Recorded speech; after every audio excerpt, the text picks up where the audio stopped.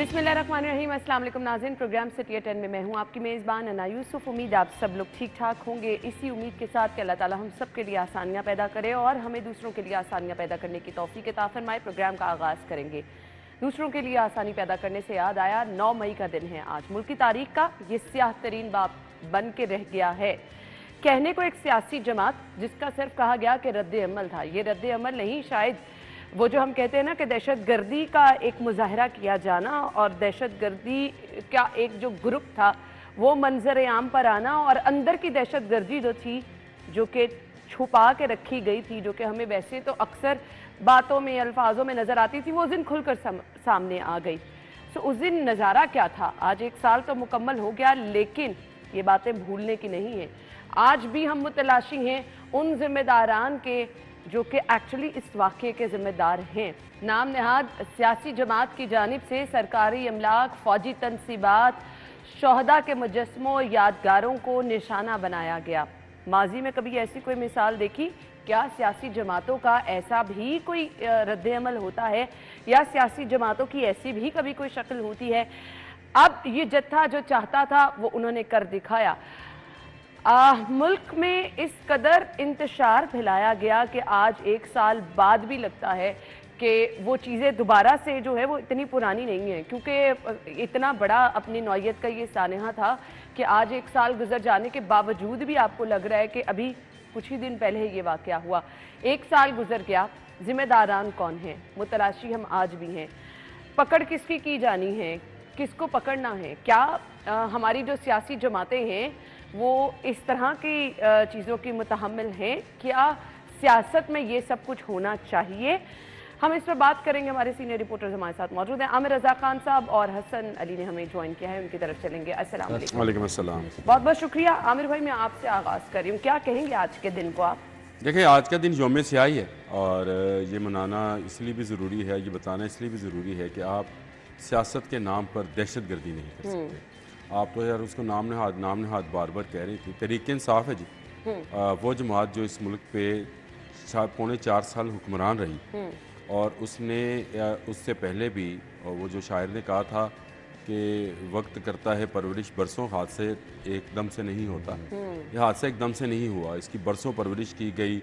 ये एक ऐसी कौम यूथ तैयार की गई। माजरत के साथ जिस तरह दहशत गर्दों का माइंडसेट बनाया जाता है ना, ये उसी तरह सब कुछ प्लानिंग की वो बच्चे थे जिनको स्कूल के ज़माने से ट्रेंड किया जा रहा था इस काम के लिए, ये मुल्क के नज़रियाती और अर्जियाती सरहदों पर हमला करने के लिए। बिल्कुल सही कहा। ये इनको स्कूल कॉलेज से और सोए रही सारी। मैं इस पर किसी को बिला मुबालगा मैं ये कहता हूँ कि हमारे तमाम अदारे बशमूल जिस मर्जी अदारे का आप नाम ले लें, मुझे किसी से कोई नहीं, सारे सोए रहे।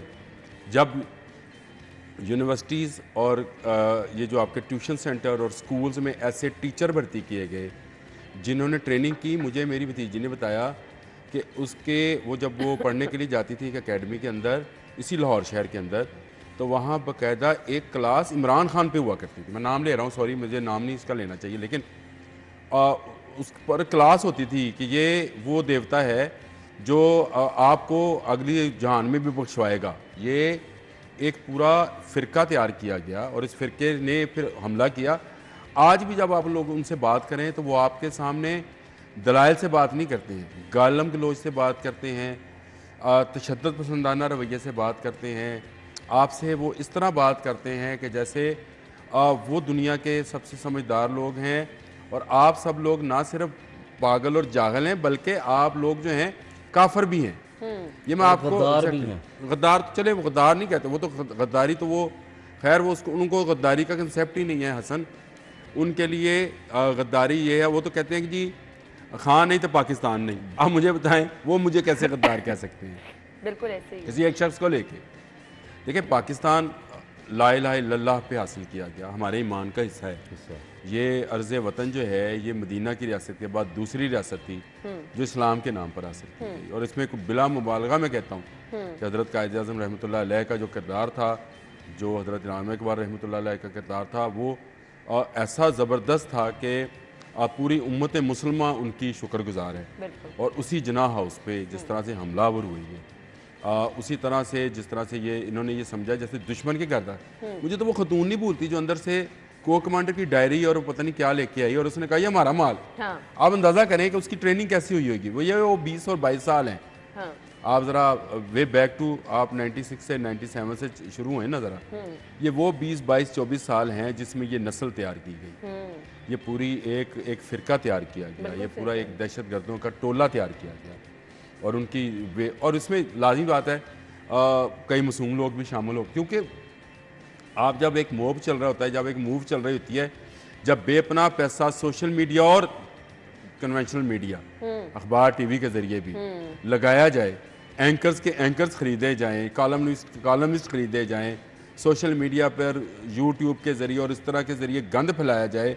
जब वतन के गद्दार जो रॉ से पैसे लेते थे, आदर राजा जैसे लोग और हैदर वो पता नहीं क्या नाम है उसका, उस जैसे लोगों को, उन लोगों को अगर आप लाने के लिए पैसे खर्च करें, उनके लिए व्यूवर्स बढ़ाएं, तो मुझे बताएं आम पब्लिक क्यों ना उसकी तरफ जाए। और आम पब्लिक जो है वो बेचारी इसी यूट्यूब के और उसकी मारी हुई आज भी समझती है कि जैसे वो डेला में को मसीहा बैठा हुआ है।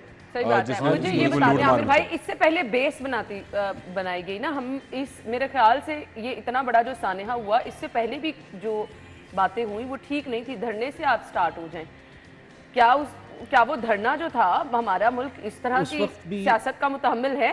आमिर भाई बता, जब ये धरना किया गया था उस वक्त भी आपके मुल्क में फॉरेन इन्वेस्टर्स आ रहे थे जिस वक्त ये धरना हुआ था, और वो धरना इतना चला, वहाँ पे जो कुछ हुआ वो सबको पता है। 126 दिन चला, 126 दिन वो चला, और जो कुछ वहाँ पे होता था वो सब पूरी दुनिया को पता है। अब इसमें जो एक चीज़ सबसे अहम है वो ये है कि क्या जो दूसरी पॉलिटिकल पार्टीज हैं उनके साथ नहीं हुआ, पीपल्स पार्टी के साथ क्या नहीं हुआ, ठीक है, नून लीग के साथ क्या नहीं हुआ, नहीं हुआ, लेकिन नहीं हुआ, लेकिन ऐसे हसन साहब मैं आपसे इख्तिलाफ करता हूँ, दूसरी पॉलिटिकल पार्टी के साथ वो नहीं हुआ जो इसके साथ हुआ। उन्होंने ऐसी कोई हरकत नहीं की। नहीं, मैं आप छोड़ दे। आमिर भाई देखें, आपको मैं बताऊं, ये किसी एक ने भी कोई ऐसी हरकत नहीं है, कैदोबंद की सोबतें तो सबको सबको बर्दाश्त करनी कैदोबंद की पड़ती हैं। सोबतों को छोड़ दो, जो दूसरों के साथ हुआ उसके साथ नहीं हुआ। दूसरों की हुकूमतें गैर कानूनी तरीके से टॉपल की जाती रही, वो इनके साथ नहीं हुआ। इनकी हुकूमत कानूनी तरीके से हटाई गई। हाँ, बिल्कुल ये तो है। आप इसको दूसरों के साथ मुआवजा ना करें। अगर बीबी बेनजीर भुट्टो को शहीद किया गया, नवाज शरीफ को एक अकामे के ऊपर निकाला गया, और किस तरह से उनको अदालत ने कैसे उसको माफिया डिक्लेयर किया, इनके साथ ये हुआ। कानूनी तरीके से आपने नो कॉन्फिडेंस वोट किया, जमातें इकट्ठी हुई, बैठे, जिनको लोगों ने वोट दिया था, ज्यादा वोट एक तरफ हो गए, हमारे वोट थे ना जी, ज्यादा वोट एक तरफ हो गए, उसके बाद ये हंगामा हुआ। हसन साहब इसको बाकियों से मुआवजा न करें। मैं सिर्फ ये कह रहा हूं, दहशत गर्दों का मुआवजा कभी सियासी पार्टियों से नहीं हो मैं सिर्फ ये कह रहा हूँ कि यहाँ पे बहुत कुछ होता आया है, बहुत कुछ होता है, लेकिन 9 मई का वाकया किसी भी सियासी जमात ने, किसी ने भी नहीं किया। तो आमिर भाई वाली बात जो है कि जो दहशत गर्दों का टोला है उन्होंने ही ये किया था। और जैसे कि आपने शुरू में कहा कि आज भी हम मतलाशी हैं कि इसके जिम्मेदार कौन हैं, और आज भी जो लोग वाज़े तौर पे मुलव्विस थे आमिर भाई, बड़े कॉन्फिडेंट नजर आते हैं, मुतमईन नजर आते हैं। तो ये वो सियासी रहनुमा कहलाने के लायक हैं ये वो लोग? नहीं, वो और बड़े प्रोमिनेंट, इस जमात के बहुत प्रोमिनेंट लोग हैं। टीवी पे कहना नहीं चाहता, हसन को पता है मुतमईन हम किनको कहते हैं, ये वो हैं। और मुतमईन के आगे जो लगता है उसका कोई गैरत के साथ अलग होता है या नहीं होता, अच्छा वो एक और बात है, ये सारे वो हैं। और दूसरी बात यह है कि किसको नहीं पता कि आज जो डियाला में बंद है वो इसका जिम्मेदार है। आप कैसे कहते हैं मतलाशी हैं हम लोग, हमें नहीं पता था कि ये लोग हैं, इसके पीछे कौन है। किसने कहा था कि जब आप मुझे पकड़ोगे तो मैं पूरा मुल्क आग में धकेगा? नहीं कहा था, नहीं कहा था जब आप मुझे पकड़ेंगे तो ये मई वाला वाकया होगा। करके दिखाया, जिस तरह से आम शहरियों को पथराव का निशाना बनाया गया, जिस तरह से पुलिस फोर्स को निशाना बनाया गया। मुझे याद है क्योंकि DIG ऑपरेशन जो है नासिर रिजवी साहब उस वक्त, आजकल IG इस्लामाबाद, हाँ जी आजकल IG इस्लामाबाद है, उस वक्त के थे, मैंने इसीलिए वाज़ेह तौर पे कह दिया। वो 32 आंखों के ऑपरेशन के बावजूद आज भी जो है उनकी आंख ठीक नहीं हो पाई है। आपको एक और बात बताऊं मैं, उनको जब जख्मी किया गया कैंट के अंदर, तो उसके बाद उनकी फोर्स ने उनको बचाने के लिए, उनकी जान बचाने, बलवाई उनको मारना चाहते थे, यानी शहीद करना चाहते थे, उनको लेकर एक घर में पनाह हासिल की। अच्छा। उस घर में उनके कपड़े चेंज किए, उस घर में कपड़े चेंज करके उसकी एक गाड़ी में, प्राइवेट गाड़ी में डाला, और उसके बाद उनको हॉस्पिटल पहुंचाया था। इस हद तक ये बुलाई बुलवाई ट्रेंड थे, उनको पता था किसको कहाँ हिट करना किसको है। कहाँ हिट देखो पूरे पुलिस फोर्स में से उन्होंने कौन सा बंदा हिट किया जो सिर्फ 2 दिन पहले या 3 दिन पहले ट्रांसफर शेखपुरा से शायद ऐसे ही है। फैसलाबाद या शेखपुरा से ओके यहाँ पॉइंट हुआ, उन्होंने वहां पे हिट किया जो कि पुलिस की समझिए आप दिमाग था, वहां पे हिट किया और फिर उसके पीछे वो जान से मारने के लिए दर पे थे। ऐसे ही है। अगर वो प्राइवेट बंदा जो उनको घर में पनाह ना देता और उस वक्त उनके कपड़े शपड़े चेंज ना किए जाते तो इन बलवाइयों ने खुदा न खास्ता उनको शहीद कर देना। बिलाशुबा आज के दिन की जितनी मजम्मत की जाए और इसको स्याह-तरीन दिन डिक्लेयर किया गया है, मेरे ख्याल से मुकम्मल तौर पर कर ही देना चाहिए। और इस तरह के वाक़यात हम सबको सीखना ये चाहिए कि ये सियासी जमातों के ये जो चेहरे हैं ये बहुत खौफनाक होते हैं और ये जब सामने खुल के आए हैं तो मेरे ख्याल से फिर समझने वालों को समझना भी और ना चाहिए। फिर आप सियासी जमातों का नाम ना लिया करें प्लीज़। एक का नाम लें भाई, सियासी जमातों के चेहरे बड़े नहीं है भयानक, एक का भयानक है, उस भयानक चेहरे का नाम लेकर किया करें। इस जमात का, ये जमात सियासी जमात नहीं है, ये बलवाइयों का और शरपसंदों का टोला है। इसको सियासी जमात कहेगा तो मेरे ख्याल से वो सबसे बड़ा जो है, मैं तो कहूँगी ये बेवकूफ़ी होगी अगर इसको सियासी जमात कहा जाएगा। ये एक दहशतगर्द गिरोह है जो उसके सामने आ चुका है और मेरे ख्याल से इसके बाद अब कोई दूसरी बात नहीं रह जाती। आज की टॉप स्टोरीज की तरफ चलना है। वुकला पर शेलिंग, लाठीचार्ज, पाकिस्तान बार का आज हड़ताल का ऐलान, GPA चौक मैदान जंग बना रहा।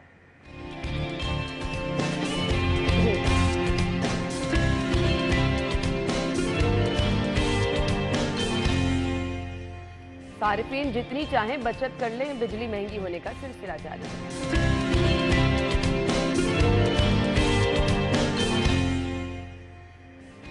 कूड़े की मद में 300 से 500 तक टैक्स देने की तजवीज।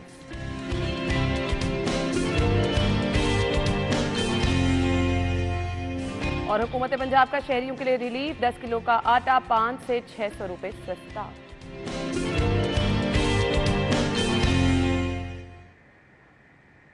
सो ब्रेक, और ब्रेक के बाद आते हैं इन खबरों की डिटेल्स की तरफ। हमारे साथ रहिए।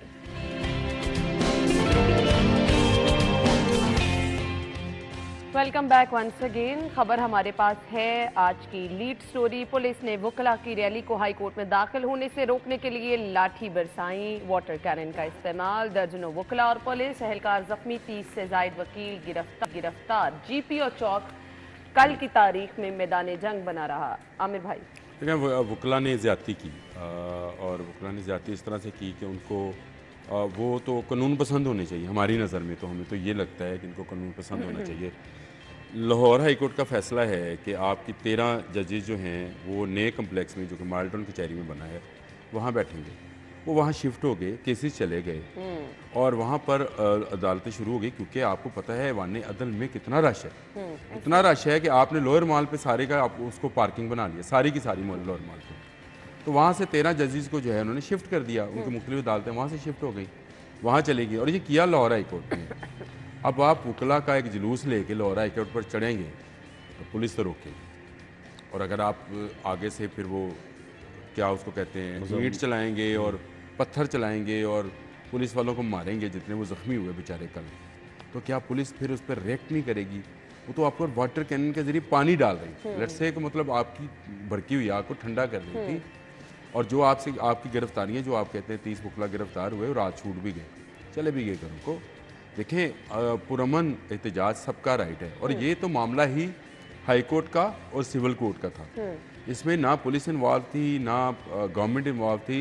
इतना बड़ा मामला नहीं है, बैठ के ये बात आप अपनी बार से मसाइल हल तलब है। बार से आप लाहौर हाई कोर्ट बार में जाते हैं, लाहौर हाई कोर्ट बार जो है वो हाई कोर्ट के जजेस से जिन्होंने ये फैसला किया था, अब हाई कोर्ट से हो सकते थे बहुत आराम से मुज़ाकरात। और दूसरी बात है, मैं तो पहले ही कहता हूँ कि ये बहुत कंजस्टेड हो गया है। जिस तरह से आप LDA कम्प्लेक्स यहाँ से ले गए, जोहर टाउन ले गए, कितनी लोगों की सहूलत है। बिल्कुल ऐसे। इसी तरह आप ये सारी अदालतें उठाएं, एक जुडिशल कम्प्लेक्स बनाएं, उसको आप पूरा कार्डन ऑफ करें, उसकी पूरी हिफाजत का इंतज़ाम करें, उसके अंदर बेशुमार पार्किंग मौजूद हो और वहाँ पर अदालतें हों। वहाँ तक आप मेट्रो चला दें, ट्रेनें चला दें, लोगों को आप सहूलतें दें। इनको अब इनके अपने फट्टे बेचारों के रोड के ऊपर मैंने माल्टन कचहरी से गुजर के दिखाएं जरा, गुजरना बहुत मुश्किल हो जाता है। वहाँ पे इन्होंने पहले अपने दफ्तर बना लिए उस पुल के नीचे, उसके बाद उसके आगे उन्होंने वसीका नवीस बिठा दिए, फट्टे लगा दिए। अब फट्टों के आगे उन्होंने स्कंजबीन वाले और जूस वाले, उनसे भी पैसे लेते हैं, वो मुझे बताया उसने, उनको लगवा दिया। तो मुझे ये बताएं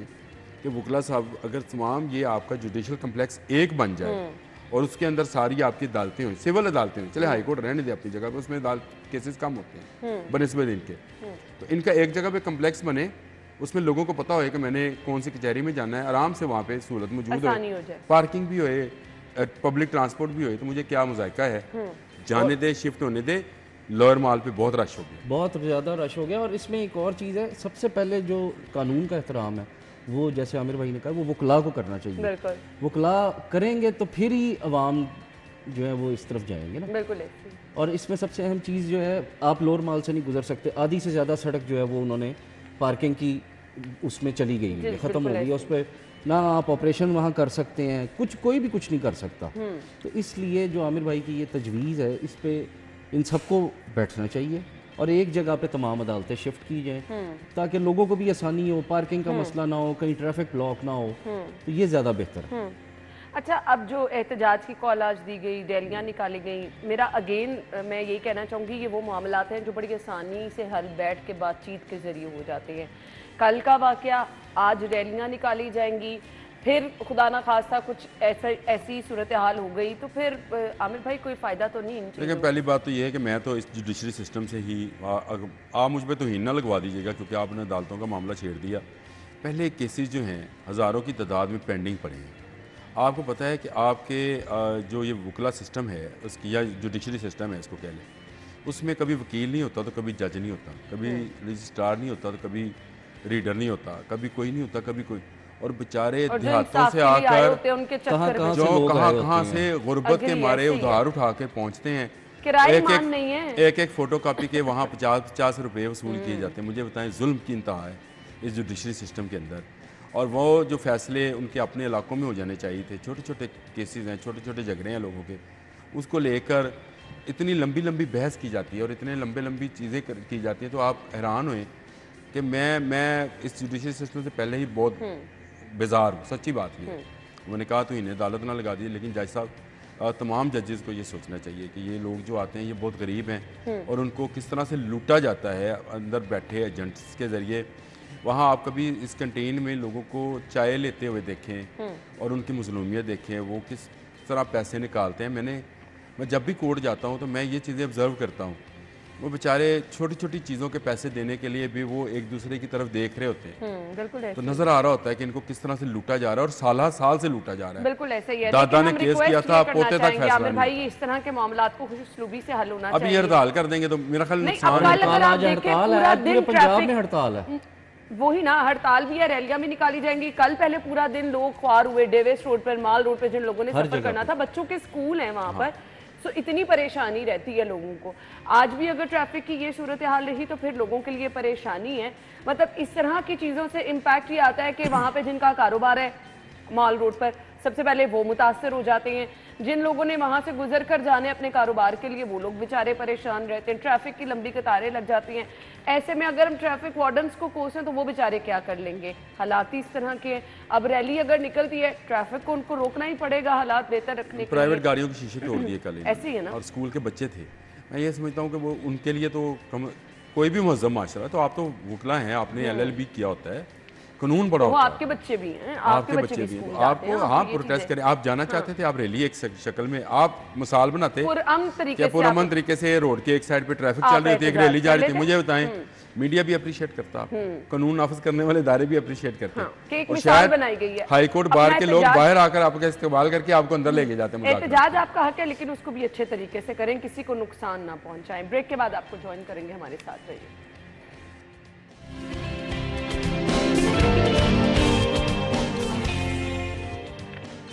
वेलकम बैक वंस अगेन। तो हम क्या करते हैं कि अपने तौर पे जितनी बचत कर सकते हैं कर रहे हैं।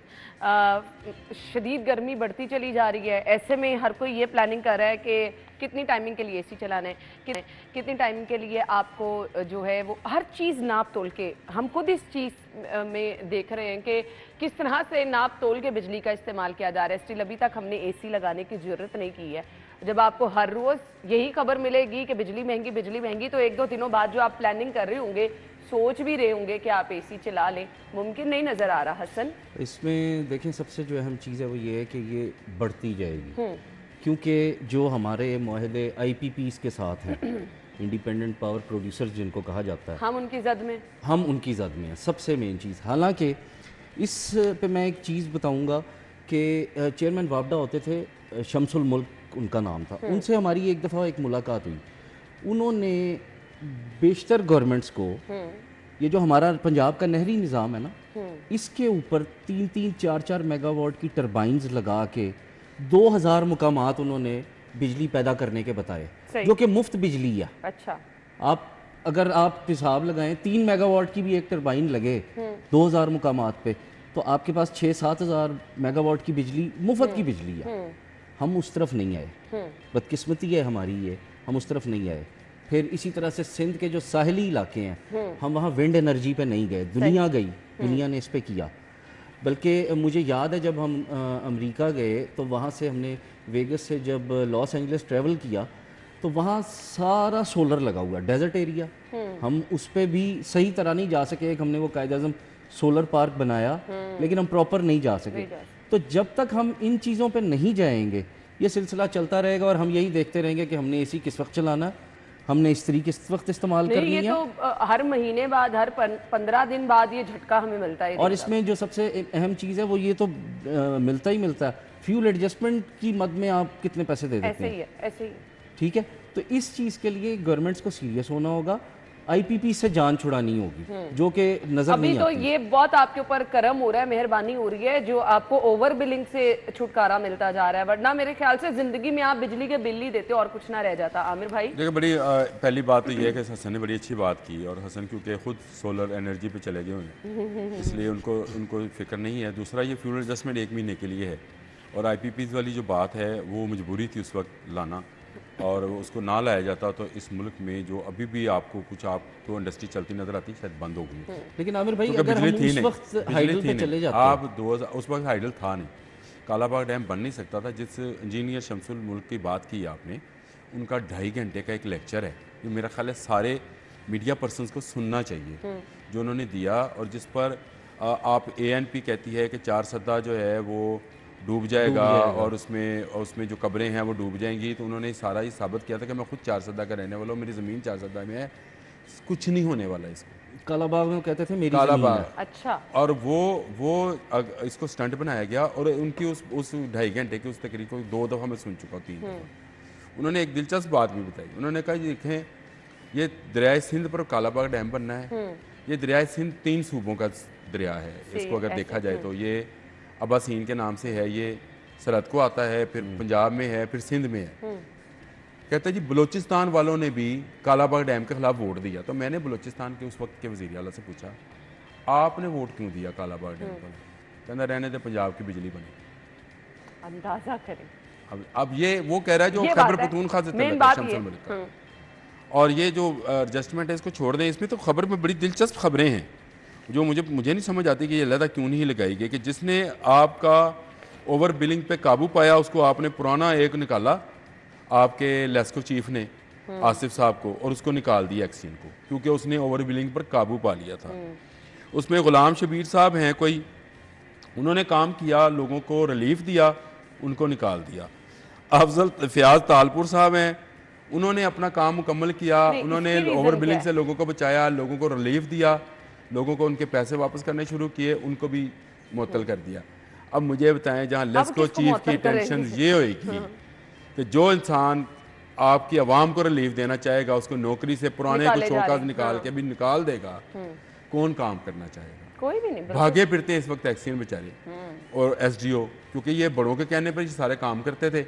अब जब वो काम सीधा करने लगते हैं तो आपका वो जो लेस्को चीफ है वो उनको नौकरी से, ये खबर के अंदर आपको तो ये 2 रुपये 84 पैसे नजर आते हैं कि आवाम को झटका लगा। मुझे तो ये खबर पढ़ के झटका लगा।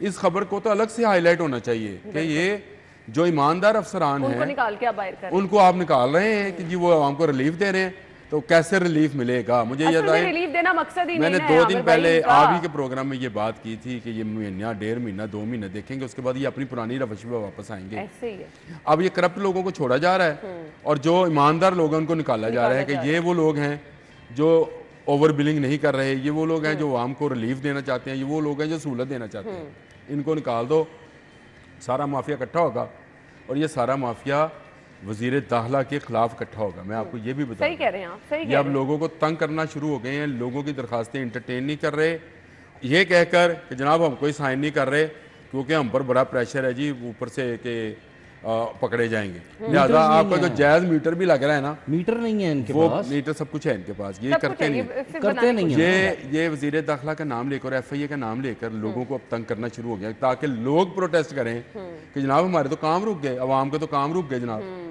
आपके इस प्रेशर की वजह से। बिल्कुल मैं ये कहता हूँ वजीर दाखिला से कि ये प्रेशर बनाए रखें। FIA सिर्फ लाहौर में और बड़े शहरों में काम कर रही है, खुदारा छोटे जो शहरों में हमारे भी छोटे किया शहर और कस्बात हैं वहाँ बड़ा बुरा वहाँ हाल बहुत है, बुरा हाल। वहाँ पर भी जाएं और वहाँ पर भी छापे मारें और जो ओवर बिलिंग है वहाँ से भी निजात दिलाएं।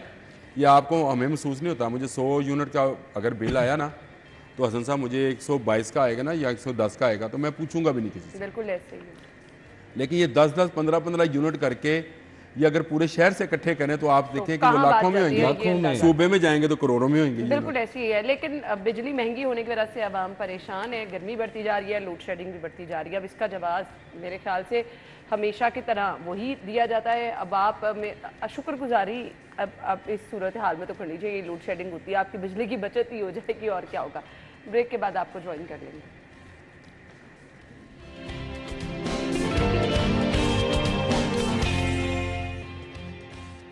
Welcome back. अच्छा जी, घरों से 300 से 500 तक कूड़ा टैक्स लगाने की तजवीज़ है। नया टैक्स देने के लिए लाहौरी तैयार हो जाए। अब इशू ये है कि हर एक चीज़ महंगी होने के बाद, चले हम अप्रिशिएट करते हैं, सफाई सुथराई होगी, हमारा अपना गली मोहल्ला साफ़ रहेगा, अच्छी चीज़ है। हम लोग पहले भी जो भी आपके घर से कूड़ा उठाने के लिए आता है मंथली सब लोग उसको पैसे देते हैं, तो चले 300 या 500 देना पड़ेगा, बात ये नहीं है। अब लोग ये कहते हैं कि ऑलरेडी इतनी महंगाई में वो जो फिक्स पैसे हैं उनके लिए जो है वो प्रॉब्लम हो सकती है। आमिर भाई, अच्छी बात है। एक तो पहली बात तो ये है कि गवर्नमेंट ने चले इस बारे में सोचा तो सही कि लाहौर बहुत नहीं, गंदा फिर शहर आवाम हो को गया। रिलीफ देना चाहिए देखिए ना, लाहौर फिर बहुत वाकई गंदा, सफाई सुथराई लाहौर पे बहुत काम गंदा हो। शहर हो गया और इसमें खर्च अखराजात बहुत हैं। लेकिन मैं कूड़े के मामले में हमेशा कहता हूँ कि जो हमारी गली से कूड़ा उठाता है वो हमसे 100 रुपये लेता है। मेरा ख्याल है 200 रुपये कर दिया आप उसने या 150 रुपये कर दिया 12। लेकिन वो कहता है ये जो आप कूड़ा देते हैं ये सोना है, आप ऐसे इसकी है, कीमत वाकई से है। वाकिफ नहीं है। मैंने अच्छा, खुद देखा है, बच्चे छोटे छोटे ये बैठ के उसमें से चीजें उसमें लैदा से कर रहे चीजें होते हैं। अलग करते हैं। और उसमें से अगर आप कभी बंद रोड पे चले जाएं, मुझे बताएं आपसे तुर्की वाले कूड़ा खरीदने को तैयार है, आखिर इसमें कुछ तो है, जाहिर बात है, इसके अंदर खजाना है।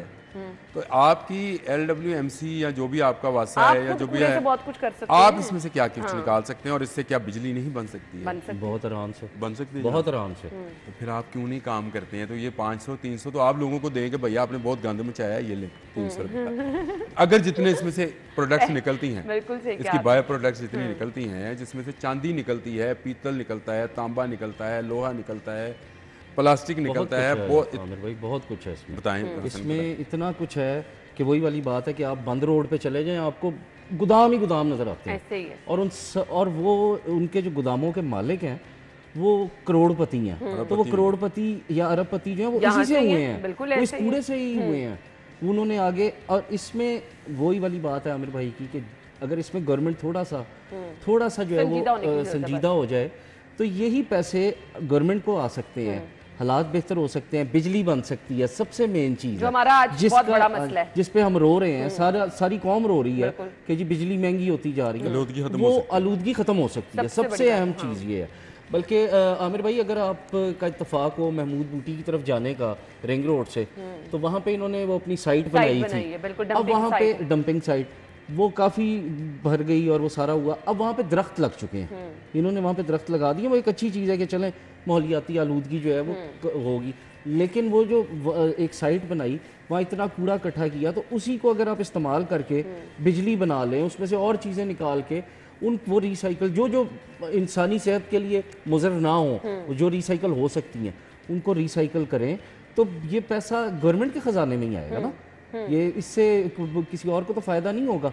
जो फ़ायदा एक कबाड़िया या एक कूड़ा इकट्ठा करने वाला उठा रहा है, उसमें हुकूमत क्यों नहीं उठा सकती? बिल्कुल ऐसे ही। तो इसलिए बेहतर ये है कि एक प्रॉपर मैकेनिज्म बनाया जाए, हुकूमत संजीदा हो, ताकि ये जो अहम मसला है ये हल हो सके, किसी तरफ ये जा सके। और कूड़ा टैक्स लगाना अच्छी बात इस वजह से है कि चलें कम से कम लोग जो हैं वो जो घरों के बाहर कूड़ा रख देते हैं या सड़क पे फेंक देते हैं। जैसे हमने आमिर भाई एक दफ़ा पहले भी इस पे बात की थी प्रोग्राम में कि जो है लोग जो अपने घर के अंदर से खड़े होके कूड़ा बाहर फेंकते हैं और वो ऐसे ही कूड़ा सड़क पे फैलता है। उस चीज़ से निजात कम से कम मिल सकती है। बिल्कुल ऐसा ही है, और थोड़ी सी रिस्पॉन्सिबिलिटी अपनी भी समझें, अपने घर को जिस तरह आप साफ रखते हैं अपनी गली मोहल्लों को भी साफ रखें, ये हम सबकी जिम्मेदारी है। मेरे ख्याल से बहुत सारी बीमारियों से आप बचते हैं। आजकल तो वैसे ही मच्छरों का सीज़न है, तो ये कूड़े की वजह से मच्छर भी बहुत ज़्यादा पैदा हो जाते हैं। अगली खबर है हुकूमत पंजाब की जानिब से शहरियों के लिए बड़ा रिलीफ। 10 किलो आटा 500 से 600 रुपये सस्ता कर दिया गया है। ये जी आटा सस्ता कर दिया गया है, आवाम की परेशानी हल करने की कोशिश की जा रही है। आमिर भाई आप क्यों मुस्कुरा रहे हैं? मैं उसके लिए मुस्कुराया था। रिलीफ पंजाब गवर्नमेंट ने नहीं दिया है, ये एक तो कुदरत ने दिया कि आपकी बम्पर प्राइस वो कर दी, क्रॉप कर दी। क्रेडिट तो और पिछली जो निगरान हुकूमत थी उसने जो गंदम मंगा ली थी उसको क्रेडिट जाना चाहिए, जिसके बाद किसान को 3900 रुपये क्या बेचारे 2627 रुपये में गंदम अपनी बेच रहे हैं। और बहुत ही कई जगहों पे तो बहुत नुकसान है, इस्तेसाल हो रहा है, तो उसकी वजह से ये कीमतें कम हुई हैं। इसमें गवर्नमेंट का क्रेडिट से ज़्यादा मैं ये चले क्रेडिट समझ लें, डिसक्रेडिट समझ लें, लेकिन ये ऐसा मामला है कि एक तरफ से अगर आप एक चीज़ को दबाते हैं, हम उस लाइन पे आ गए कि वो जो एक लतीफ़ा चलता है ना कि तनख्वाहदार आदमी तनख्वाह हाथ में पकड़ के सोचता है कि इस दफ़ा कौन सी चीज़ कम खरीदूँ और कौन सी ज़्यादा और किस तरह महीना पूरा करूँ।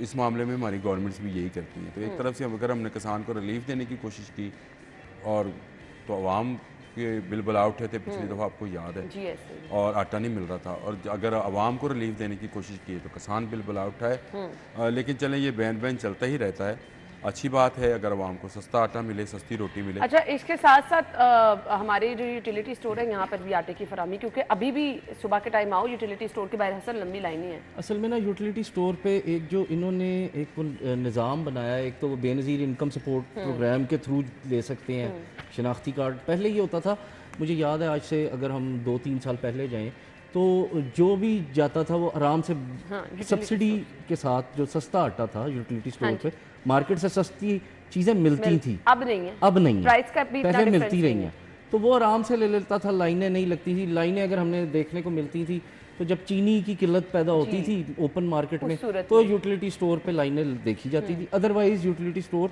बहुत फ़ायदेमंद एक इदारा है जिसने आवाम को रिलीफ दिया है। लेकिन अब बदकिस्मती ये है कि इस वक्त जो है ना वहाँ पे भी यही हालात हैं। वहाँ पे अगर बहुत सी चीज़ें ऐसी हैं कि जो ओपन में सस्ती होंगी और यूटिलिटी स्टोर पे वो कुछ रुपए महंगी होंगी। ये इसकी सबसे बड़ी मिसाल है। ये है ये मसला। तो इस पे भी हुकूमत को देखें, ये एक वाहिद इदारा है कि जिसको खसारे में मेरा ख्याल है कि ये जानबूझ के इसको डाला जा रहा है ताकि इसको प्राइवेटाइज किया जा सके। अच्छा। और इसके क्योंकि इस देखें यानी पूरी प्लानिंग के तहत किया जा रहा है। हसन माजरत वक्त कम है, अगर आवाम को रिलीफ देने का आपने सोच ही लिया है तो फिर खास तौर पर आवाम के रिलीफ के लिए ये यूटिलिटी स्टोर जो है या सब्सिडी के नाम पर जो चीज़ें दी जाती है उस पर भी आपको खुसूसी तवज्जो देनी होगी। आपके वक्त का बहुत बहुत शुक्रिया। नाज़रीन, हम हेडलाइंस के बाद आते हैं।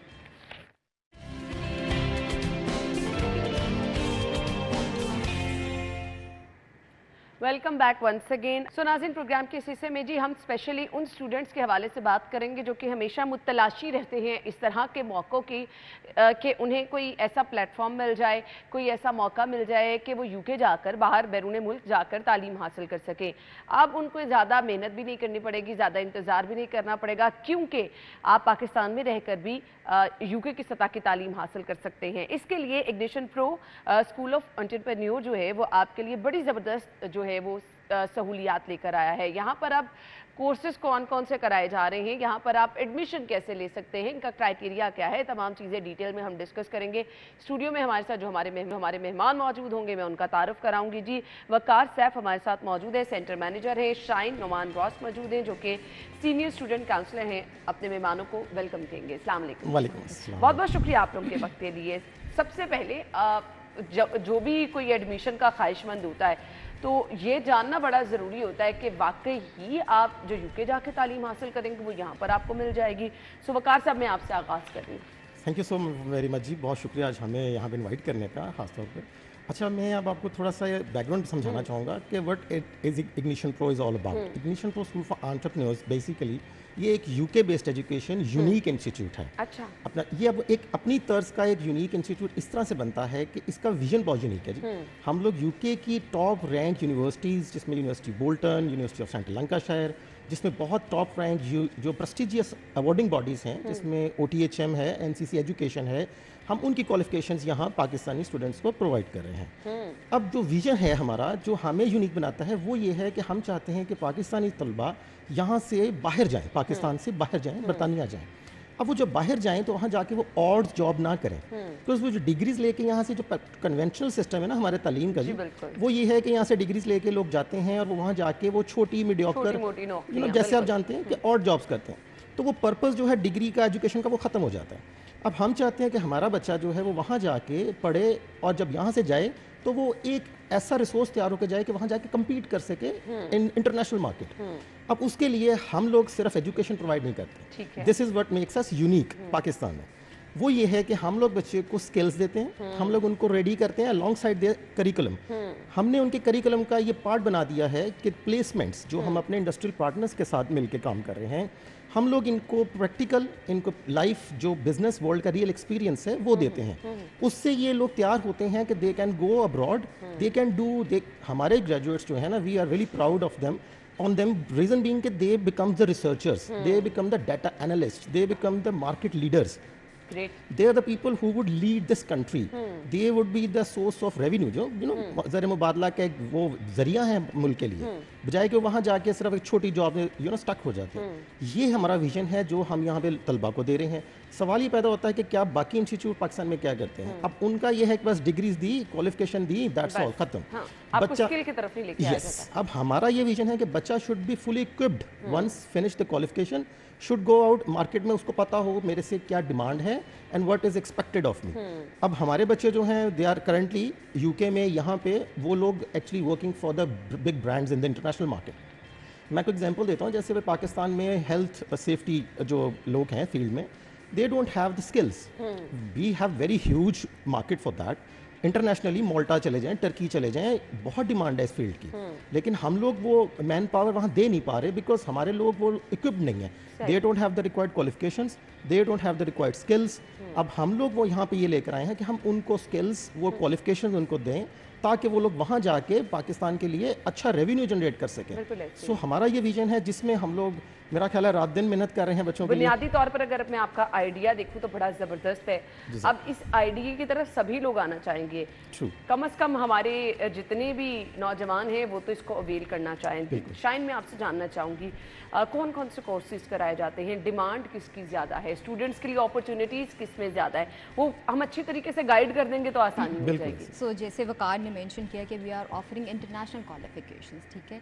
सो हम यहाँ पे जो है वो फाउंडेशन प्रोग्राम करवा रहे हैं। Foundation is a 1 year program which is equivalent to A levels, ठीक है, and then under graduation and post graduation program. So foundation जो है वो a student can do a foundation और वो एलिजिबल होते हैं to directly apply for the under graduation program. और जो यूके अंडर ग्रेजुएशन है दैट इज़ फॉर 3 years। ठीक है, इसमें स्टूडेंट के पास ये अपॉर्चुनिटी है after completing a foundation they can go anywhere globally for under graduation, या अगर उन्होंने नहीं जाना तो they can start their under graduation from us. ठीक, हमारे भी यहाँ पे जो हैं वो डिग्री प्रोग्राम्स होते हैं जिसमें हमारे पास कंप्यूटिंग की फील्ड है, बिजनेस की है, हेल्थ एंड सोशल केयर है, हॉस्पिटैलिटी एंड टूरिज्म है, फैशन एंड टेक्सटाइल है, और इसी तरह जो है वो और भी बहुत सी फील्ड्स में हम जो है वो प्रोग्राम्स करवा रहे हैं। सही। अच्छा जी, ये बहुत ज़बरदस्त, और आगे जिनका स्कोप है ऑलमोस्ट ये तमाम फील्ड्स हैं। स्टूडेंट्स के लिए रिक्वायरमेंट्स क्या होती हैं जो इन कोर्सेज का हिस्सा बनना चाह रहे हैं? सो इसमें स्टूडेंट्स के लिए जो फाउंडेशन में अगर बच्चा आना चाहता है तो अगर उसने मैट्रिक किया हुआ है और उसने O levels किया हुआ है वो डायरेक्टली फाउंडेशन 1 साल का कर सकता है, ठीक है। एंड स्टूडेंट्स जिनके बैड ग्रेड्स हैं, अच्छा परफॉर्म नहीं किया उन्होंने प्रीवियस एकेडमिक में, या फिर किसी के जो है वो गैप ईयर्स हैं, अगर किसी वजह से किसी ने अपनी स्टडीज़ को जो है वो कहीं पे भी छोड़ दिया है, so they have this opportunity to start their study any time. So UK education is very flexible. They want their student to get education at any time. So they can do the foundation, they will be equivalent to A levels, and they can start the undergraduation directly. ठीक है जी। अच्छा, कुछ courses क्या ऐसे भी हैं जिसमें restriction आ जाती है कि अच्छा जी एज इतनी होनी चाहिए, जिसमें जेंडर अच्छा लड़कों के लिए ये सूटेबल नहीं है, ये लड़कियों के लिए ज़्यादा है? काउंसलिंग बड़ी मैटर करती है ना कि आप प्रॉपर तरीके से करें ताकि जिस ट्रैक पे स्टूडेंट जा रहा है उसको उसका इन दी एंड फ़ायदा भी हो। जी, इसमें जो है अगर फाउंडेशन में जो है वो मोस्टली अगर 16 अबव है, कुछ प्रोग्राम्स ऐसे हैं जिसमें 18 अबव स्टूडेंट्स के लिए पे अपॉर्चुनिटी है, ठीक है। 16 अबव जो भी है so they can get an admission है। एंड एक आई मेंशन वन थिंग, जो अंडर ग्रेजुएशन में बच्चों के पास हमारे पास ये भी अपॉर्चुनिटी है कि अगर वो यहीं से यूके डिग्री लेना चाहते हैं, इंटरनेशनल डिग्री लेना चाहते हैं, तो वो यहीं से रह के ले सकते हैं। अदरवाइज़ उनके पास ये भी ऑप्शन होती है कि आफ्टर कंप्लीटिंग अ 1 ईयर वो यूनिवर्सिटी प्रोग्रेशन ले सकते हैं। दैट मीन्स कि वो किसी भी यूनिवर्सिटी में जाके अपना 2nd ईयर और 3rd ईयर जो है वो कंप्लीट कर सकते हैं। और फिर एक और ऑप्शन भी बच्चों के पास ये है कि 2 साल यहाँ पे पढ़ के फाइनल ईयर जो है वो बाहर जाकर भी पढ़ सकते हैं। सही। अच्छा वकार, मैं आपसे जानना चाहूँगी, यहाँ से तो डिग्री मिल गई स्टूडेंट को, सो अब स्टूडेंट्स चाहते हैं कि वो यूके जाएं भी, उनको एक राइट ट्रैक भी मिल जाए, जाते ही अगर उन्होंने कोई स्किल सीखी है तो उन्हें जॉब भी बड़े अच्छे तरीके से मिल जाती है, ये पॉसिबिलिटी हो जाती है? जी बिल्कुल। देखें, जो हमारी क्वालिफिकेशंस है ना, हमारा जैसे एज आई मेंशन बिफोर कि हमारा जो विजन है ना वो यही है कि बच्चों को हमने मार्केट बेस्ड नॉलेज देना है। जो मार्केट बेस्ड नॉलेज होता है ना वो उनको काम आएगा when they go out to the market.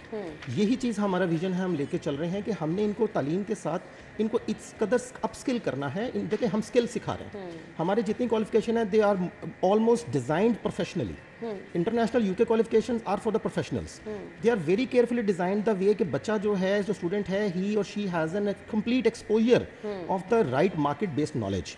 So they know what is to be expected, what is to be delivered. So when they go to companies for the job, or they, you know, they might have their own entrepreneur, you know, startups. Being an entrepreneurs, we create the mindsets. Look, you know, think something different. Think out of the box. Don't just fall down that you have to achieve the degree. Degree is piece of paper. If you don't have a skill, na, it's just a piece of paper. Degree together with the skills makes a complete professional. Exactly. So that is what we are doing. Once they are graduated from us, as I mentioned, in UK we have graduated more than 6,000 people by now, till now. So the history we carry, that makes us unique, and then the student has a golden opportunity in Pakistan at the moment with us कि we are here, हम लोग यहाँ पे उनके लिए मौजूद हैं कि through our experience back in UK they can avail this opportunity कि we know what market is requiring, so we can guide them, we can give them the right knowledge, the skills they can be applying और in I future. Think ये student के लिए बहुत बड़ी help हो जाती है कि आपको एक राइट ट्रैक मिल Yes. जाता है और फिर आप उस पर चलें। बिल्कुल। शायद मैं आपसे ये जानना चाहूँगी, एडमिशन क्राइटेरिया क्या है, स्टूडेंट्स कैसे आप तक पहुँच सकते हैं और कोर्सेज की ड्यूरेशन क्या है? सो हमारे जो हैं वो they can visit our campus, ठीक है। वेबसाइट पे विज़िट कर सकते हैं। और जो हर फाउंडेशन जो है वो 1 साल का है, जैसा मैंने आपको बताया, ठीक है। अंडर ग्रेजुएशन जो है वो 3 साल का है और जो पोस्ट ग्रेजुएट प्रोग्राम है हमारे पास वो 1 साल का है। सो फाउंडेशन की रिक्वायरमेंट जो है वो यही है कि अगर किसी बच्चे ने ओ लेवल्स किया हुआ है, मैट्रिक किया हुआ है, वो फाउंडेशन कर सकता है। अंडर ग्रेजुएशन के लिए जो है वो यही प्रीवियस एकेडमिक जो है, जो जिसके भी इक्वलेंट है, लाइक अगर लेवल 3 फाउंडेशन किया हुआ है बच्चे ने, अगर इंटरमीडिएट किया हुआ है, so they can directly start the under graduate program. And post graduate program के लिए रिक्वायरमेंट यही है, जिस बच्चे ने अंडर ग्रेजुएशन की हुई है तो they can get an admission in post graduation. So post graduation में भी उनके पास ये अपॉर्चुनिटी है कि they can study a 1 year with us, and final semester में जो है they can take the university progression. That means कि वो किसी भी यूनिवर्सिटी में जाके अपना फाइनल सेमेस्टर जो है वो कंप्लीट कर सकते हैं। सही सही। सो ये तमाम चीज़ें हम आपके साथ शेयर इसलिए कर रहे हैं कि अगर आपका इंटरेस्ट इसमें है तो ये आपके लिए बहुत ज़्यादा फ़ायदेमंद हो सकते हैं। गुफ्तगू का सिलसिला आगे बढ़ाएंगे, मुझे ब्रेक का कहा जा रहा है, ब्रेक के बाद ज्वाइन करेंगे, स्टे विद अस।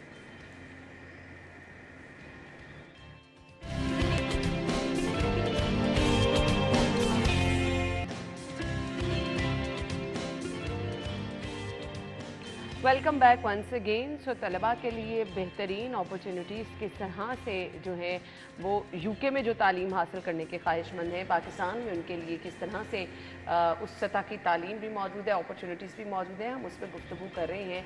तो हम अपने मेहमानों के साथ गुफ्तगू का सिलसिला आगे बढ़ाएंगे।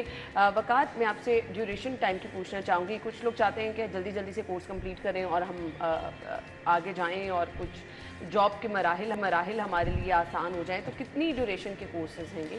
हाँ देखें जी, डिफरेंट कोर्सेज की ड्यूरेशंस होती हैं। जैसे बैचलर डिग्री है वो पाकिस्तान में तो 4 इयर्स की है, ठीक है। बट जो यूके डिग्री है बैचलर की वो इज़ ऑफ 3 इयर्स, 3 साल की है। ठीक। सो बेसिकली देखा जाए तो 3 साल में you become graduate as compare to your Pakistani local traditional education system. So you are saving 1 year. फिर जो फाउंडेशन ईयर है that is equivalent to, as Shine just mention, कि वो इक्विवेलेंट टू ए लेवल्स है। That is of 1 year 12 months। That means you are saving again 1 year, as you have to do 2 years in A levels, so you're saving 1 year. So that is the time duration, and then obviously master is of 1 year in UK. So into all together you are saving time over to the local Pakistani education, and you are getting ready more quicker and with the more wiser mind, with the more skills for the market. You are ready, you have been given the market based knowledge. So that is the thing कि you currently people they are researching, they are aware of these qualifications now, and they want to get these qualifications, but getting this qualification is not enough. With the skills, with our placement programs, which is part of their qualifications, within those durations, like if course is of 12 months, we have delivery, you know, the curriculum is of 7 to 8 months. The rest of the 3 months they have to have been placed in an organization, real world organization, with, through our, you know, our industrial partnership. We are as a partner of LCCI, Lahore Chamber of Commerce and Industry as well. So through that platform and direct connection with our industrial partners, we are giving them the opportunity that they have to go there and do the partnership, you know, placements. Once they have, you know, got the knowledge, they have to give the reflection of their learning. That is very important, because once they reflect what they have learned through that experience, they are ready. They know this is what we are going to do in future. So we are creating the resources. यानी आपको एक वो study के लिए तो ज़बरदस्त environment मिल रहा है, उसके साथ साथ जो आपको प्रॉब्लम फेस करनी पड़ती है उन सब पे भी काम किया जाता है। शाइन, मैं आपसे ये जानना चाहूँगी, मैंने बहुत सारे ऐसे स्टूडेंट देखे हैं, बड़े ब्राइट स्टूडेंट होते हैं, कम्युनिकेशन स्किल्स, और ख़ास तौर पर अगर आपने जाना है बैरून मुल्क तो वो आपकी कम्युनिकेशन अगर उस लेवल की नहीं होती तो फिर आप रह जाते हैं। सो इस पर भी क्या काम किया जा रहा है? जी बिल्कुल, we are providing English support classes to our students, कि हम उनकी कम्युनिकेशन स्किल्स के ऊपर, उनकी प्रेजेंटेशंस के ऊपर, कि how they are going to communicate in the world with the industry people. So हम उनके लिए एक्स्ट्रा क्लासेस जो है, हमने इंग्लिश सपोर्ट क्लास जो है वो करवाते हैं, and that is compulsory for every student. मैं यहाँ पे कुछ ऐड करना चाहूँगा जी। देखें, आर विजन इंक्लूड्स, हमारा जो थोड़ा सा ना ऑब्जेक्टिव है वो ये है कि जो लर्निंग जो है ना actual, that is not basically in the classroom, that start after the class and before the class. That is pre and post, you know, lecture, you call in the learning. Because होता ये है कि बच्चा जो है वो सिर्फ classroom में आता है, अपनी क्लास अटेंड करता है, then go out to the normal world. हम लोग उनको एक्स्ट्रा स्ट्रॉन्ग सपोर्ट के साथ वी इंश्योर कि they are been given what they are lacking in. हम उनकी वो स्किल्स ही तो इम्प्रूव करने हैं। बेसिकली पाकिस्तान में आने का हमारा पर्पस ही ये है, विजन ये है कि that makes us different than other institutes, कि हम लोग उनकी इन वीकनेसेस के ऊपर काम करते हैं।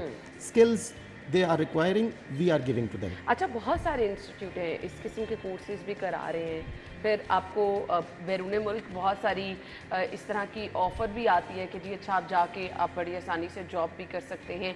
आपका इदारा डिफरेंट किस तरह से है? देखिए, हम इस तरह से डिफरेंट बनते हैं कि हम लोग स्टूडेंट को बेसिकली कहते हैं कि आप लोगों को you require the real knowledge of the market. Once they are aware of what is, you know, demand किस फील्ड की है। लाइक हमारी अगर बात की जाए तो हमारे पास, you know, UK qualified faculty available है। अब वो faculty they know the current market demand, they know what current trades are in the market, what is basically the companies are looking for. So they give that right knowledge to the student. They make them ready for the market, for those jobs. हमारे जैसे expertise हैं, like मैं आपको बता देता हूँ, we proud to be partner of some UK universities directly, which includes university of Leeds Trinity, I would say.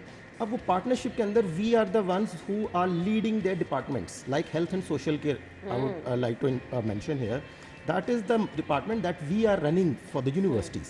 अब वो क्या है, बिकॉज आपको पता है कि आजकल हेल्थ एंड सेफ्टी के इश्यूज पूरी दुनिया में है। सो यूके में भी, यूरोप में भी the demand is too high, but what is required, the qualification, the knowledge, कि वो एक health and social care worker को क्या चाहिए होता है। So we are giving that knowledge to students, so they are ready for that job which is in demand. Not कि वो एक रैंडम बस डिग्री लेके जा रहे हैं, वहाँ जाके they don't know what to do, then they get into कि भाई स्ट्रगल तो करनी है, फिर they get into the small jobs, वो जो और जॉब्स हैं, लेकिन that is not the purpose. हमारा पर्पस है कि student should compete in the world, they should compete with those. जो स्किल गैप है ना हमारे इंडिविजुअल्स में और जो यूरोप के या इंटरनेशनल एम्प्लॉयज़ में, हम उसको ब्रिज करना चाहते हैं। This is what we are, and this makes Ignition Pro is unique and stand out the competition in the market. हम लोग compete करने नहीं आए, we don't have any competition, I would say, because we are something that is not been given in the market before. लोग skill सीखने लग जाते हैं, नॉलेज लेने लग जाते हैं, बिल्कुल ऐसे ही। So we are giving the blend of both. अच्छा, इस तरह के कोर्सेज नॉर्मली हम कहते हैं, देखते भी हैं कि जो लड़के हैं वही ज़्यादा कर रहे होते हैं और बाहर जाने के ख्वाहिशमंद भी होते हैं। मेरे ख्याल से इक्वली अपॉर्चुनिटी लड़कियों के लिए भी है। शाइन, एग्री करती हैं? जी बिल्कुल बिल्कुल, हमारे पास जो है वो लड़कियों की भी स्ट्रेंथ उतनी ही है जितनी हमारे पास जो है, एंड लड़कियां are more inclined towards the IT now. वो आईटी में भी जा रही हैं, बिजनेस में भी जा रही हैं। वो सिर्फ हेल्थ एंड सोशल केयर जो कि एक मेडिकल फील्ड रह जाती है लड़कियों के लिए, कहते हैं कि doctors and everything, so they are into cyber security. और अगर वो बाहर भी जाना चाहें तो बड़ा सेफ एनवायरनमेंट। जी बिल्कुल बिल्कुल, उनके लिए भी, क्योंकि बहुत सारे लोग इस चीज़ से परेशान हो जाते हैं ना कि अच्छा अगर ये कोर्सेज कर भी लिए, अब फिर हमारे पास आगे जाने को क्या है। अगर आप बाहर जाना चाहते हैं तब भी बहुत अच्छा आपके लिए ऑप्शन है, पाकिस्तान में रह के भी ऑप्शन। बिल्कुल बिल्कुल, they can still complete their degree from us. उसमें अगर वो बाहर नहीं भी जाना चाहते हैं तो they can gate 3 years bachelors degree from us studying with us. ठीक है वकार, उन लोगों के लिए ऑप्शन क्या है, क्योंकि बजट आपको पता है सब लोगों का इशू रहता है। आपने यहाँ पे कंप्लीट कर ली अपनी डिग्री, सो इक्वली अपॉर्चुनिटी पाकिस्तान में भी मौजूद है आपके पास अगर आप यहाँ कंटिन्यू करें? जी बिल्कुल, देखिए जब हम लोग we are partner with the Lahore chamber of commerce and industry as well, so दूसरा हमारे अपने इंडस्ट्रियल पार्टनर्स भी हैं डायरेक्ट, उनके साथ जैसे I would like to mention Havel at the moment it is on the lead on our partnerships, so our students have the opportunity and they are getting in placements there as well, and then they are the companies who would get them permanent employees as well. वो उनको permanent मुलाजमत भी देंगी depending on कि वो student किस calibre का है। देखिए student has to prove their skills जो हमने उनको सिखाई हैं, so they have the opportunity, हमने उनको प्रोवाइड कर दी, now they have to avail it. दूसरा ये है कि देखिए जहाँ तक बजट की बात आपने की, बिल्कुल ये बात सच है, हकीकत है कि कुछ लोगों के बजट कंस्ट्रेंट्स होते हैं। We totally understand that. अब यही यूनिक बनाता है अगेन इग्निशन प्रो को पाकिस्तान में कि हमारे अपने कैंपसेस हैं माल्टा में, टर्की में। अच्छा, at the moment this is something I would like to tell the audience के वी आर नॉट जस्ट के पाकिस्तान में इंस्टीट्यूट है, we are in the world and we still expanding to other country living part of the world, जिसमें Poland भी आएगी कल को, जिसमें कनाडा भी आएगा, जिसमें दुबई भी आएगा, इसमें सऊदी अरेबिया भी आएगा। So there are several countries we are based in. अच्छा, अब होगा ये कि student if they are struggling with the finance, they can मतलब अफोर्ड नहीं कर सकते बरतानिया जाना, so they have the option to go to Malta, they can go to Turkey where the fees are almost halfway down. See, वहाँ पे अगर कोई सपोज यूके में अगर कोई 13-14 हज़ार पाउंड का अगर उनको एक साल की कोर्स मिल रहा है, एज कम्पेयर टू दैट उनको माल्टा में या टर्की में अबाउट 3,000-4,000 यूरोज या डॉलर में मिल जाएगा। So obviously the option is there, but if अगर वो नहीं भी जा सकते yet they have we available. अच्छा, अब ये बड़े ज़बरदस्त आइडियाज़ हैं, ऐसे में काउंसलिंग बड़ी मैटर करती है। तो अगर तो स्टूडेंट की मुश्किल आसान हो जाती है अगर प्रॉपर तरीके से उसको काउंसलिंग की जाए, तो ये अपॉर्चुनिटी मौजूद है कि समटाइम्स स्टूडेंट प्लान कुछ कर रहा होता है, उसके लिए बेहतर कुछ होता है। बिल्कुल बिल्कुल, हम 1-on-1 काउंसलिंग सेशंस जो हैं वो स्टूडेंट्स को देते हैं, वो हमारे पास विजिट कर सकते हैं। हम उनके जो है वो फील्ड के अकॉर्डिंगली, उनके इंटरेस्ट के अकॉर्डिंगली फिर उनको डिफरेंट ऑप्शंस बताते हैं कि what option is in demand and what is the hot field, और क्या है, क्या करियर अपॉर्चुनिटीज़ उनके लिए आगे क्या हो सकती हैं। सो उसके लिए जो है हम प्रॉपर काउंसलिंग सेशन स्टूडेंट्स के साथ जो है करते हैं, इवन पेरेंट्स के साथ जो है वो करते हैं। So they can visit us any time, हमारे स्टूडेंट काउंसलर्स वहाँ पे हैं, वो उनको काउंसल अकॉर्डिंगली उनके करते हैं। सही वकार, यहाँ से स्टूडेंट चले गए, आप लोगों का रब्ता ख़त्म हो जाता है? नहीं जी बिल्कुल नहीं, मैं एज ए सेड के हमारे अपने ही कैंपसेस अराउंड द वर्ल्ड मौजूद हैं। मोस्टली स्टूडेंट्स अगर वो जाना चाहते हैं तो हमारे कैंपसेस में जा सकते हैं। They have this progression opportunity available with मेरे ख्याल से ये ज़्यादा बेहतर है। But still if they would like to go anywhere in the world in future, our courses are all of course regulated, they are all internationally recognized, fully endorsed by the UK awarding bodies, so they are free to go anywhere. But agar if they want to stay with us, they are welcome. अब हमारा उनको फ़ायदा क्या होगा? फ़ायदा ये होगा कि हमारे पास बहुत स्ट्रॉन्ग एक निज़ाम है स्टूडेंट सपोर्ट का, जो लोग कहीं पे उनको नहीं मिलता। बिकॉज देखिए, हम लोग हर स्टूडेंट को वी वांट कि वो स्टैंडर्डाइज हो जाए। कुछ वीक स्टूडेंट्स होते हैं, कुछ बहुत ब्रिलियंट होते हैं। ब्रिलियंट तो चले खुद सर्वाइव कर जाते हैं, लेकिन जो वीक स्टूडेंट होते हैं दे नीड एक्स्ट्रा सपोर्ट। हमारे टीचर्स, हमारा जो मैकेनिज्म है उसमें एक स्ट्रॉन्ग स्टूडेंट सपोर्ट का मैकेनिज्म मौजूद है। वो स्टूडेंट को off class, off lecture, off campus timing even, हम लोग उनको ऑनलाइन के थ्रू एंड इन कैंपस उनको person to person strong support provide करते हैं। हमारा बिल्कुल वही यूके यूनिवर्सिटीज़ का वो तर्ज निज़ाम है सारा, जिसमें हमारे पास मूडल सपोर्ट मौजूद है स्टूडेंट्स के लिए, जिसमें वो जाके अपने लेक्चर्स रिव्यू कर सकते हैं लेटर ऑन। ये नहीं है कि लेक्चर एक दफ़ा डिलीवर हो गया, किसी बच्चे को समझ आई नहीं आई, बस the time is gone. No, we have the recordings of the lectures available for the student can go review and to make them to just कहते हैं कि better understand the theme of the lecture. The concepts are given extraordinarily, so which cannot be given anywhere else. As I said कि वो tools, वो technology जो Ignition Pro carry कर रहा है through UK can never be in the local institute. Student को वो नहीं मुहैया हो सकती। तो दैट मेक्स अस के आज हर किसी का ख्वाब है कि तालीम मुकम्मल कर ली है, कोई डिग्री हासिल कर ली है, बस अब अच्छे खासे पैसे कमा ले। तो अच्छे खासे पैसे कमाए जा सकते हैं? जी, बहुत अच्छे कमाए जा सकते हैं। बिकॉज जब आप और जॉब्स में नहीं जाएंगे ना, जब आपके पास स्किल्स होंगी, तो you are a person everybody is looking for. बिल्कुल, ये जो हुनर आप सीख लेते हैं ना, मेरे ख्याल से वो कोई छीन भी नहीं सकता आपसे, और वो आपको जो है वो बेरोजगार भी नहीं रहने दे सकता। थोड़ी सी मुश्किलात शुरू में शायद ज़रूर है, लेकिन आपने जो हुनर सीखा है वो कभी भी आपका जो है वो वेस्ट नहीं होगा। स्टूडेंट्स को मैसेज क्या देना चाहेंगी जो ज्वाइन करना चाह रही हैं आपका इदारा?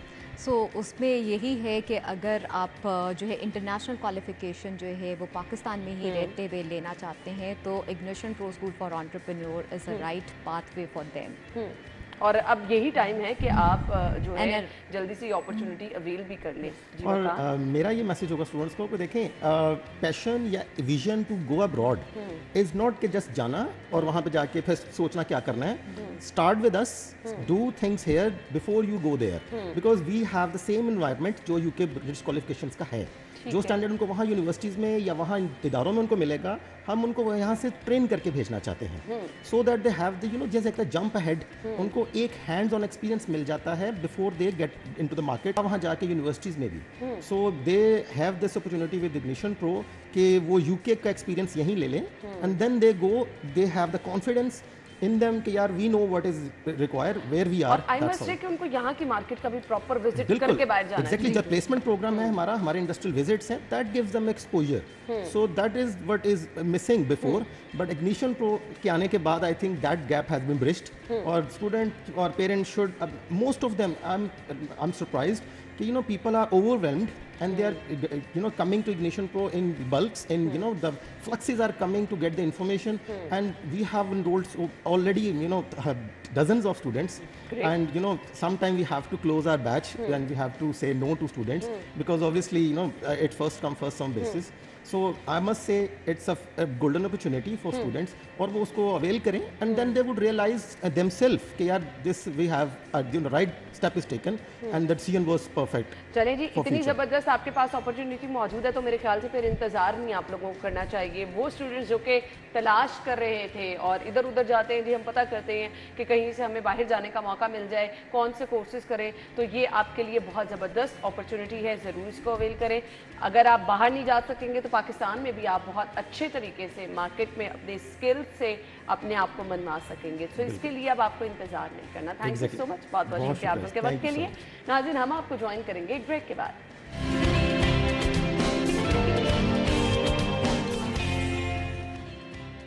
Welcome back. सो हम चाहते हैं आप हेल्दी रहें और आपके साथ हम हेल्दी टिप्स शेयर करते रहते हैं, आपको बताते रहते हैं कि आप घर रह के कौन सी एक्सरसाइज करते रहते हैं। इसके लिए हमारे एक्सपर्ट जुहेब हमारा साथ बहुत देते हैं जी। अब हम चलेंगे जुहेब की तरफ। Over to you. This is Zuhaib Bukhari. I'm internationally certified fitness trainer और मेरे साथ है rice Babbar, he is also a certified fitness trainer। और आज हम जो वर्कआउट करें हुए हैं abdominal with legs। अब हम कोशिश कर रहे हैं कि नेक्स्ट आने वाले एपिसोड में ज़्यादा फोकस abdominal पे किया जाए और साथ हम दूसरे बॉडी पार्ट भी एक्सरसाइज करते रहेंगे, लेकिन बेसिक फोकस हमारा abdominal पे वर्क करेगा। ओके, तो स्टार्ट करते हैं वार्म अप से। वार्म अप हमेशा की तरह जंपिंग जैक्स 1 2 3 गो। 10 9 8 7 6 5, 4, 3, 2, 1. High knees, boy. 10, 9, 8, 7, 6, 5, 4, 3, 2, 1. Okay, squats करेंगे 15 स्क्वाट्स। अच्छा, यहाँ पे मैं एक चीज़ ऐड करना चाहूँगा कि एब्डोमिनल वर्कआउट का मतलब ये नहीं कि आप एब्स का वर्कआउट करोगे तो आपका पेट अंदर चला जाएगा, ऐसा पॉसिबल नहीं है। आप जब पूरा दिन रात 24/7 भी एब्स का वर्कआउट करते रहोगे तो आपका पेट अंदर नहीं जाएगा अनलेस अनटिल आप डाइट नहीं करते हो। डाइट करना बहुत ज़रूरी है, अदरवाइज आप खाली मसल को स्ट्रेंथन कर सकते हो या मसल की इंड्योरेंस को बेहतर कर सकते हो। शाबाश। लेकिन वेट लॉस के लिए, फैट लॉस के लिए आपको डाइट करना पड़ेगी। हाँ, लेकिन ये कि एक्सरसाइज करने से आप उसके बहुत से फायदे हैं, आप बहुत सी बीमारी से बच जाते हो, लेकिन जब बात आती है फैट लॉस की तो आपको डाइट करना जरूरी है। शाबाश, डन। ओके, इस साथ करेंगे एब्डोमिनल के वर्कआउट, क्रंचेस करेंगे। हम जितनी भी एक्सरसाइज करेंगे आज इसको आपने 3 टाइम रिपीट करना है। Okay, crunches 10 reps, chin up boy, 2, 3, 4, 5, 6, 7, 8, 9 and 10. चाओ बॉय, स्टैंड अप, ठीक है। नेक्स्ट एक्सरसाइज हम करेंगे लेग्स की लंजेस, स्टैंडिंग लंजेस। 1, 2, 3, गो। शाबाश। चेंज करेंगे, ईच साइड चेंज करते रहोगे आप विद एवरी स्टेप। शाबाश। 1, 2, 3। अब जैसे अभी रेस स्टेप ले रहे हैं, स्मॉल स्टेप्स ले रहे हैं, अगर ये लंबे स्टेप्स लें तो उसमें मसल चेंज हो जाएगा। अगर स्मॉल स्टेप लेते हैं तो उसमें हमारा जस्ट क्वाड्रिसेप यूज हो रहा है, लेकिन अगर हम लॉन्ग स्ट्राइड लेते हैं, लंबा स्टेप लेते हैं, तो साथ हमारे ग्लूट्स, हिप्स के मसल भी इन्वॉल्व हो जाते हैं। तो अगर आप चाहते हैं कि लेग्स करते हुए, लंजेस करते हुए आपके ग्लूट्स के मसल इन्वॉल्व हो, तो आपने स्टेप को बड़ा करना है। ओके, शाबाश। Next exercise table top crunches. 1, 2, 3 and go. 2, 3, 4, 5, 6, 20 reps करेंगे। 7, 8, 9, 10, 11, 12, क्या बॉय, 13। टेबल टॉप उसको इसलिए कहते हैं बिकॉज ये पोजीशन जो है टेबल टॉप की है। 5 more boy, 5, 4, 3, 2 and 1. शाबाश, स्टैंड अप। नेक्स्ट एक्सरसाइज हम करेंगे sumo squats, wide open legs and down. शाबाश, and down, perfect boy, excellent. 15 reps करेंगे इसके।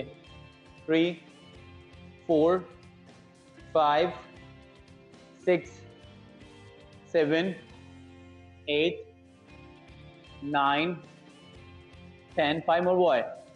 5, 4, 3, 2 and 1. शाबाश, एक्सीलेंट। नेक्स्ट एक्सरसाइज करेंगे leg raise, 20 reps, and hips के नीचे रखेंगे, सपोर्ट करेंगे लोअर बैक को ताकि पेन ना निकले आपको लोअर बैक से। आपने हिप के नीचे रखा, इधर लोअर बैक के नीचे रखोगे आप। Fine, okay. Leg straight, down, head down and up. 1, 2, head down boy.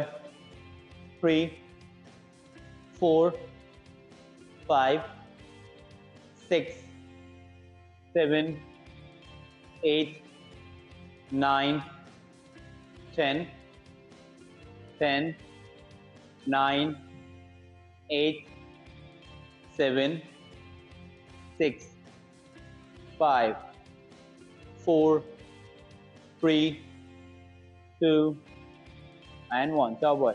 Okay, stand up. Next exercise करेंगे स्टैंडिंग काफ रेस, काफ्स के लिए 20 reps। शाबाश। 2, 3, 4, 5, speed up, 6, 7। Thank you so much Zuheb, आप अपना फीडबैक दीजिएगा। अगर आप कुछ खुसूसी तौर पर पूछना चाहते हैं स्पेसिफिकली, हम वो भी आपके साथ शेयर करेंगे। आप अपना ख्याल रखिएगा, कल मुलाकात होगी। अल्लाह हाफिज़।